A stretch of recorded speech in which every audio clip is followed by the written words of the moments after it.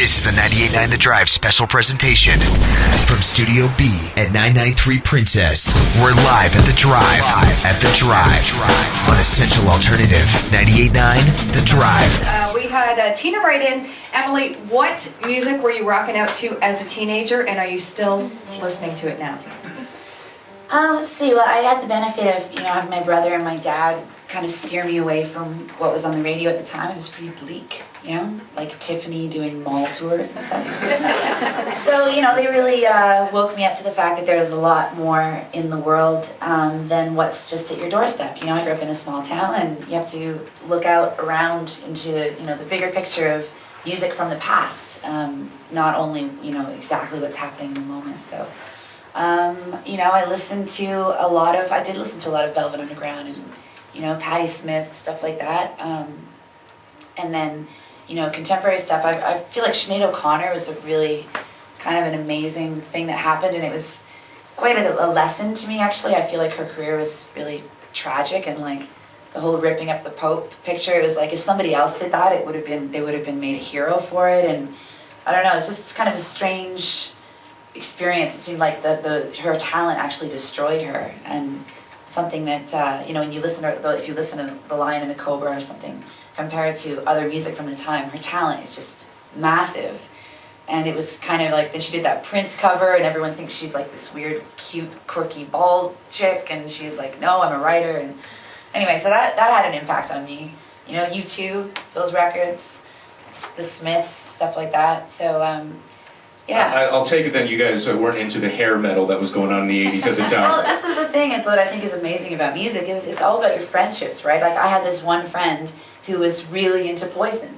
And, right. I was like... All right, sorry. Seriously, it I'll was admit great. I kind of like Poison. We had a back great in the day. time. She had a little speedboat, like, you know what I mean? You listen to what you're... It brings back to his hair days, so Right. that's why. For him, Yeah. it's a little more special. Stay away from the gel and hairspray. Yeah, but seriously, it's like, I think that's a lot of what people miss when they try to, when record labels and, try to make people into these, like, sort of categories and stereotypes of what you're supposed to like. It's like, you like your friends, and you like hanging out with your friends, and you like thinking about life and experiencing things. So if you have a friend who's really into, Midnight Oil, maybe you will go do donuts in his car on a dirt road and listen to Midnight Oil, So I think the more that people are open-minded about music, the more you'll enjoy your life.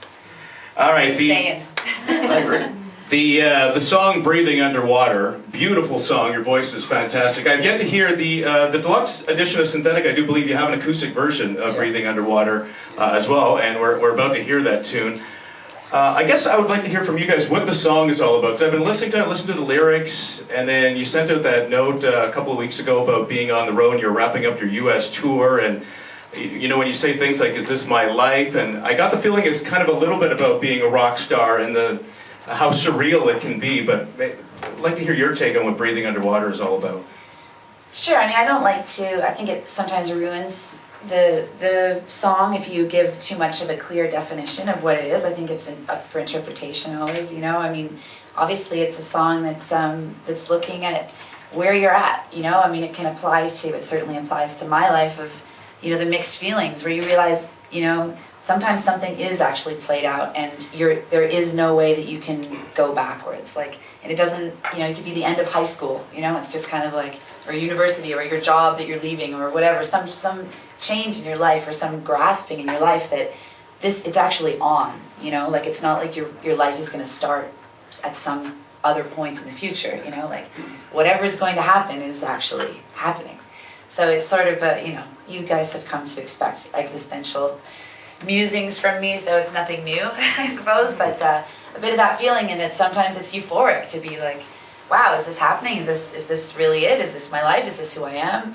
And other times it's a sense of fear and a sense of anxiety, So, and the question in there, the topic of like, never meeting your heroes is, a lot of people ask me, it's like, is that about Lou Reed? It's like, not at all, it's more the idea that to realize everyone's, best version of themselves, no matter who you think they are, how extraordinary a person you think they might be, or how heroic or larger than life, they still grapple with the same thing, and they still have to walk around, wake up in the morning and go get milk or whatever, It's like, so to understand that if you want to admire someone, you can't place all that on the human being that's just standing in the room flawed like everybody else. You know, you have to really appreciate people are capable of things in art and in other realms that they can't do it as just a person standing there, you know. So to really not idolize people in that way and realize that everyone's a human being, you know, everyone's flawed. Live at The Drive. 98.9 The Drive.